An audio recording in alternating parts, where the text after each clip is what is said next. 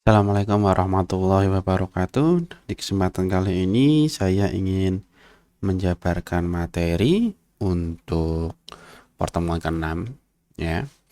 Jadi di pertemuan ini saya melanjutkan materi mengenai database ya. Karena database ini juga merupakan salah satu aspek penting yang dia tidak bisa dipisahkan dengan Android. Ya pokoknya sistem operasi apapun pasti dia punya yang namanya database. Maka Android pun juga pada dasarnya dia juga memiliki yang namanya database. Nah, seperti yang sudah dijelaskan di mungkin mata kuliah sebelumnya ya, yang namanya database ya, database ini dia merupakan tempat atau lokasi di mana data disimpan ya. Bentuknya bermacam-macam, database itu bisa disimpan, bisa bermacam-macam tergantung daripada jenis yang digunakan ya. Nah, kalau yang standarnya dia menggunakan tabel ya, tabel, tetapi ada juga yang dia memakai dalam bentuk dokumen. Jadi ada variasinya. Tetapi tidak akan saya jelaskan di sini karena itu sudah beda mata kuliah ya. Nah, setiap database agar bisa dia berjalan dengan baik, bisa lancar, bisa dieksekusi, bisa dibaca, memerlukan yang namanya manager. Maka perlu dibilang dengan DBMS atau Database Management System. Ya, DBMS ini ya gunanya itu mengatur semua bagaimana data diatur.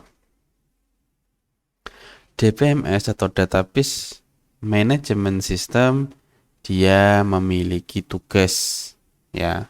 Yang pertama adalah mengatur karena memang mengatur bagaimana cara tabel itu disimpan atau database itu disimpan. Dan juga mengatur bagaimana cara membaca, menulis, mengubah, dan menghapus data. Ya. Nah, pada dasarnya DBMS itu dia punya teknik-teknik tersendiri. Teknik A, DBMS A, DBMS C, itu dia punya cara yang berbeda untuk menyimpan atau mengatur datanya. Dia tidak bisa disamakan. Tetapi meskipun caranya itu dia berbeda, tetapi teknik yang digunakan itu sama. Maksudnya apapun operasi database yang dilakukan itu sama, cuma caranya dia berbeda. Nah, DBMS sendiri itu dia dipecah menjadi dua jenis berdasarkan tempatnya. Ya, berdasarkan tempatnya. Kalau database yang dia sifatnya dalam perangkat, kita bilangnya adalah internal. Tempatnya di dalam, ya, di dalam perangkatnya. Tetapi apabila database-nya itu terletak di luar perangkat, berarti membutuhkan jaringan komputer atau yang lainnya, maka bisa dibilang dia sebagai eksternal. Nah, kalau database internal ini dia pasti ada di dalam perangkatnya ya, entah itu Android, Windows, itu dia punya internal. Pokoknya kita lihat lokasinya dia internal atau eksternal. Kalau database internal bedanya dia tidak memerlukan server. Di sini saya jelaskan dulu. Maksudnya tidak memerlukan server itu berarti tidak memerlukan komputer lain yang menyediakan layanan database. Kalau dia sifatnya hanya internal, ya, database-nya juga internal. Nah, yang dimaksudkan di sini adalah server di luar. Ya, dia di luar perangkat. Ya, dia di luar perangkat. Kemudian kalau DBMS eksternal berarti dia perlu perangkat tambahan, perlu perangkat yang ada di luar sistem untuk menyediakan layanan database. Ya. Tetapi meskipun dia berbeda, ya berbeda lokasinya atau bagaimana, dia tetap bisa menggunakan query yang sama, yaitu SQL. Nah, apa sih SQL itu? Ya, jadi yang namanya SQL adalah sebuah bahasa yang dia terstruktur, berarti ada runtutannya, ada formula sintaksisnya yang dia digunakan untuk mengambil atau melakukan request permintaan ke suatu DBMS. Ya, suatu DBMS. Nah, jenis query atau permintaan yang dia dilayani, ya, dilayani oleh DBMS itu default semuanya dia ada, yaitu adalah create, read, update, delete. Itu adalah operasi yang dia diterima oleh semua database. Jadi mau database apapun, ya, dia sudah diterima. Ya, query-nya, jenis permintaannya. Ini ilustrasinya untuk menggambarkan ada create, read, update, dan delete. Gambarnya. Kemudian ada create. Fungsinya adalah sebagai untuk membuat tabel, termasuk insert tabel, juga masuk di zona ini. Ya. Misalnya kita ingin membuat tabel, maka kita bisa pakai sintaks create. Mari membuat tabel. Ini adalah satu set, ya.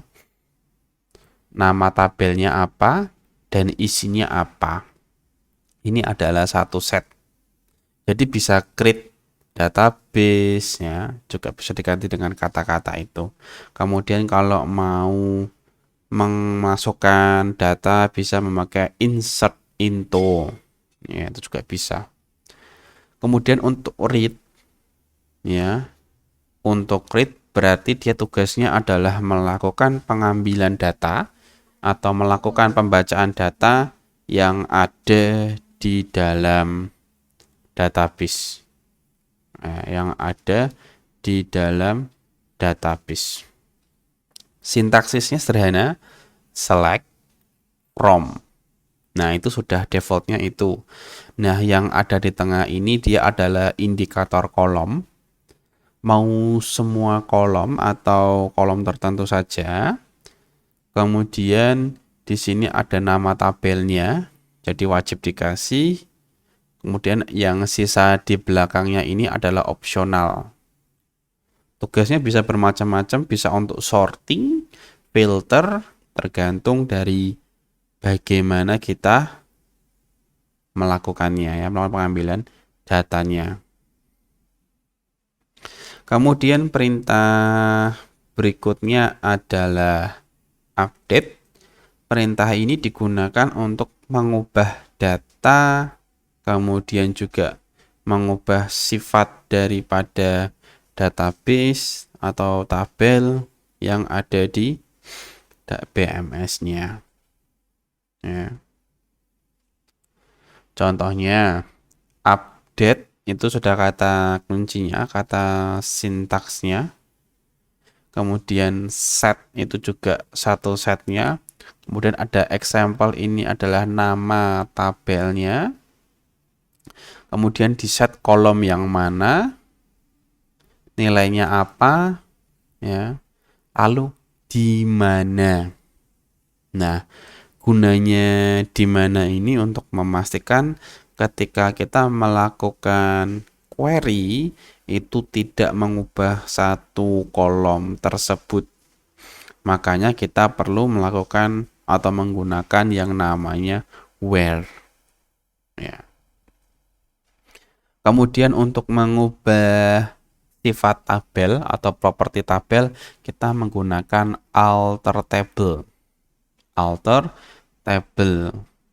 Apa yang diubah? Tabel ini apa yang dilakukan? Add, menambahkan kolom 4 yang sifatnya integer dan null, bisa kosong. Ya, not null ya, tidak kosong. Operasi kedua, yang kedua, keempat, terakhir adalah delete, berarti dia melakukan penghapusan data dan bisa digunakan untuk menghapus tabel juga. Ya, truncate untuk mendelete data, semua data, kemudian ada drop untuk menghapus tabel, dan ada delete from. Ya, juga ada delete from untuk menghapus data tertentu. Nah, DBMS di Android sendiri, dia punya namanya adalah SQLite. Ya, si SQLite ini dia merupakan DBMS berbasis sama seperti SQL.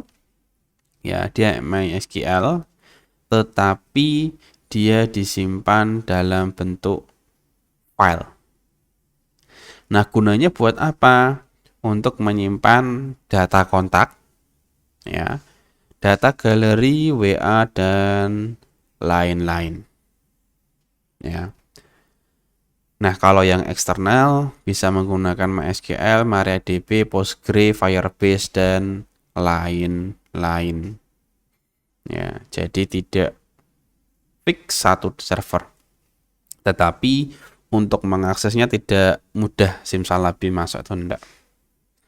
Nah, database SQLite sendiri dia merupakan database open source. Pennya hilang. Database open source yang menyimpan data di Android. Biasanya dalam bentuk file text, ya, dalam bentuk file text di dalam perangkat Androidnya. Selain bisa untuk menyimpan data, dia juga bisa digunakan untuk ORM atau Object Relational Mapping database. Selain itu, untuk mengakses perangkatnya itu tidak perlu menggunakan file-file tambahan di luar Android Studio atau di luar framework. Ya. Nah, ketika kita ingin mengakses database di dalam perangkat, kita cukup melakukan import ini saja. Nanti secara otomatis akan disambungkan dengan database-nya secara otomatis. Itu hebatnya menggunakan Android tadi. Ya. Nah, ketika dia melakukan yang namanya koneksi dengan database-nya, setiap aplikasi harus memanggil library-nya. Ya. Jadi aplikasi apapun dia harus punya library-nya untuk bisa mengakses database-nya. Nah, misalnya aplikasimu tadi, aplikasi yang dibuat atau aplikasi yang di-download dia mempunyai SQLite ini, dia bisa melakukan akses ke database. Ya, memang terlihat hal yang wow gitu ya, canggih. Tetapi di sini dia punya resiko atau masalah yang bisa muncul. Ya, ada masalah yang bisa muncul. Apa? Aplikasi yang dia mungkin tidak terpercaya atau aplikasi yang dia sifatnya membahayakan bisa mengakses perangkatnya. Ya. Jadi dia bisa mengakses perangkatnya. Databasemu bisa dibaca, kontakmu bisa dibaca, WA-mu dan SMS-mu bisa dibaca. Karena database-nya itu bisa diakses siapapun, apapun yang ada di HP-mu. Jadi kita harus hati-hati, pastikan aplikasi kita itu dia sudah siap, bukan siap lah, aman ya. Nah, dalam mengakses database sendiri, dia harus memiliki yang namanya kelas model, database handler, dan activity. Nah, activity inilah yang tersambung di Android. Ini adalah file tambahan yang wajib dipunyai. Ya. Nah, file handler dia punya tugas untuk melakukan query ke database, tetapi datanya harus berdasarkan model. Nah, berarti kalau modelmu ya, model data kita mahasiswa, berarti variabel-variabelnya dia harus mahasiswa. Jadi harus sama.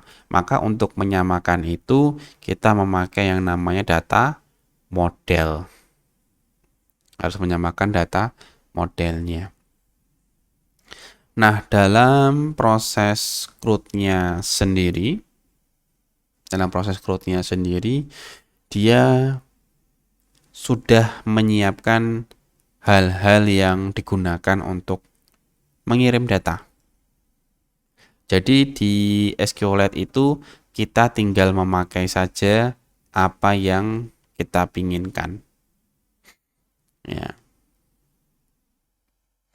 Ini contohnya. Ya, kita bisa menyimpan data kita sebagai data di database. Ya, itu contohnya.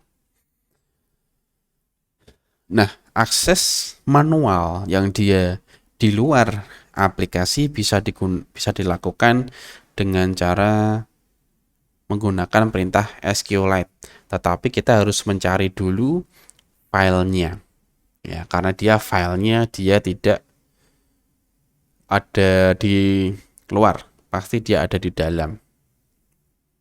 Ya. Nah, nanti setelah kita bisa mengakses filenya, kita bisa sambungkan langsung ke perintah SQLite dan nanti disambungkan seperti biasa aksesnya. Nah, sedangkan untuk akses database luar itu tidak bisa sembarangan ya. Seperti PHP itu bisa langsung, tetapi untuk pemrograman seperti Java, Python atau bahasa-bahasa lainnya dia memerlukan yang namanya driver.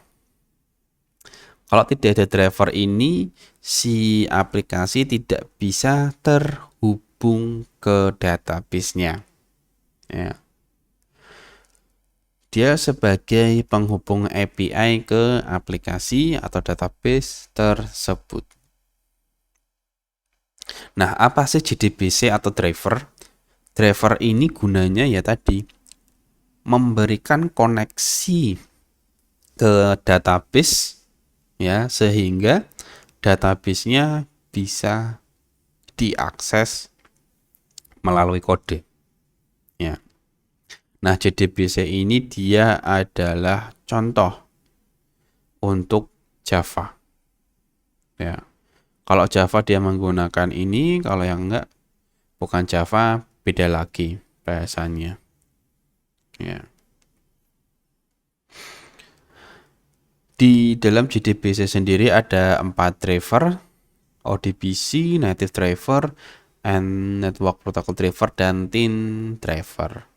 Cuma masing-masing ya ada kelebihannya dan kekurangannya. Saya tidak akan menjelaskan terlalu jauh di sini karena memang ya ini kita membicarakan Android bukan Java. Namun untuk prosesnya sendiri karena Java dan Android itu punya kesamaan ya. Jadi bisa menggunakan Java. Nah, untuk mengakses database-nya dia akan melalui driver ya, dikirim ke sini, dia akan query dan dikembalikan prosesnya. Nah, tetapi ada masalah di antara JDBC dengan Android yang dimana library-nya tadi, library si JDBC itu mungkin sampai sekarang belum disempurnakan. Ya, belum sempurna sehingga masih ada masalah. Ya. Nah, untuk mengatasi hal itu bisa menggunakan yang namanya web service. Yang dimana web service ini dia sebagai jembatan antara aplikasi kita dan database. Karena dengan menggunakan web service kita cuma modal HTTP-nya saja, ya, scriptnya yang nanti akan diteruskan ke MySQL-nya. Sebagai contoh, kita ingin akses database dari Android.